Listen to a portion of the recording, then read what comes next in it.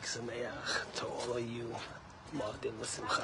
I'm going to be quiet because as I walk away, there's a luncheon for 50 ladies in the sukkah today. What a beautiful day and what a beautiful way to celebrate Sukkot. But I have a question for you. Are you a wannabe? Do you live your life trying to be someone else? Are you dressing like someone else? Are you dressing to impress? Are you living to impress? Or are you authentic to your true, real self of who you are? I want to tell you a remarkable Talmudic discussion. The Talmud says like this. The Talmud says that it's discussing in the Talmud which etrogs, which citrons are kosher for Sukkot.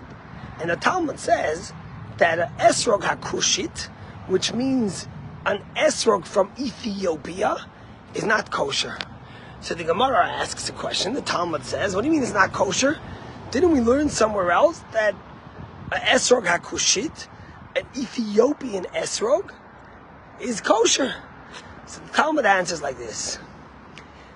If the esrog was planted and grew on a tree in Ethiopia, so then it's kosher.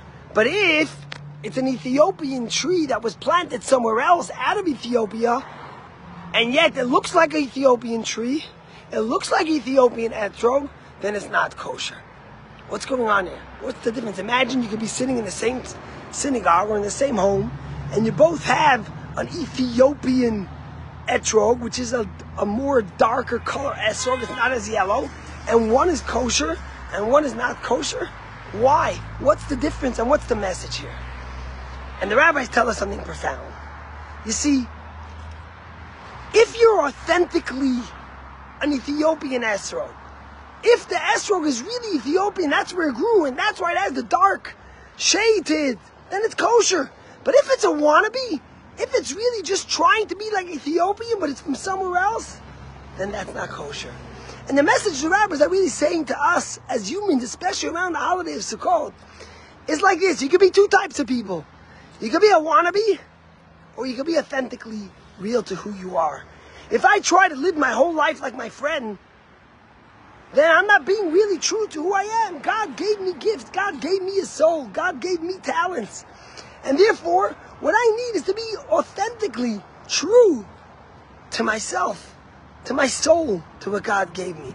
And that's why the Torah teaches us this powerful lesson with the etrog from Ethiopia, telling us that only if it grew in Ethiopia, which is the place where it's from, and it's authentically that color, because it's Ethiopian, then, and only then, is it kosher to use.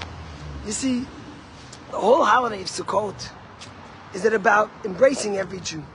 We go into the sukkah, and we get a hug from Almighty God. And in fact, in the sukkah, your whole body is consumed by the mitzvah. When you give charity, it's with your hand. When you make kiddush, it's with your mouth. When you pray, it's with your mouth. When you walk the shul, it's your feet. But when you sit in the sukkah, the entire body of the person is embraced. It's like God giving us a big hug. And when you're in the sukkah, it doesn't make a difference what type of Jew you are. You are welcome. You are there.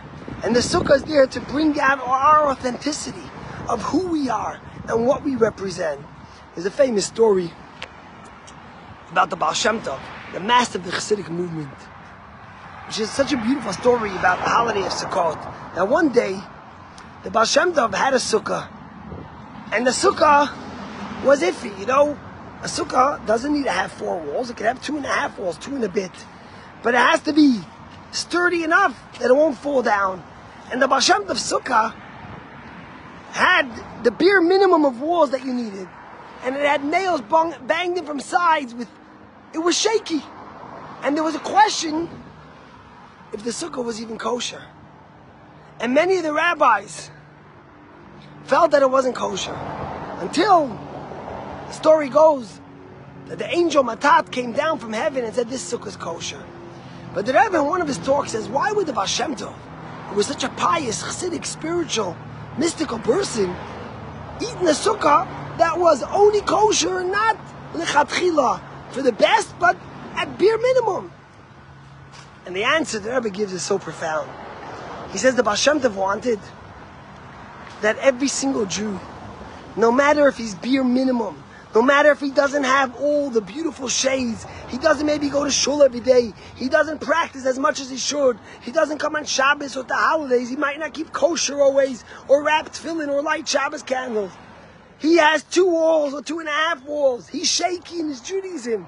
But the Baal Shem Tov wanted him to know that he has a soul within him that's authentic, that's true to what God gave him, and he is a Jew. And that's why the Baal Shem Tov ate in that sukkah that was wobbly, that was imperfect. The message to us at the time we're living in is remarkable. We as Jews have to be true to ourselves. We as Jews have to be proud of who we are, of what we represent. Not to try to mimic someone else, not to try to be like the next person, not to try to hide our true shades, our true colors, but to let it come to the forefront, just as you see behind me, the beautiful trees, stunning foliage, and there's so many different colors and shapes of leaves. Just like every leaf is different than the next, so too, we each have the authenticity within us, the beauty that makes us who we are, the gift that God gave us. Chag Sameach, enjoy this glorious day, and may God's shade and sukkah spread over all of us and embrace us and envelop us with His love and His blessing for a good year for the entire Jewish community. Chag Sameach.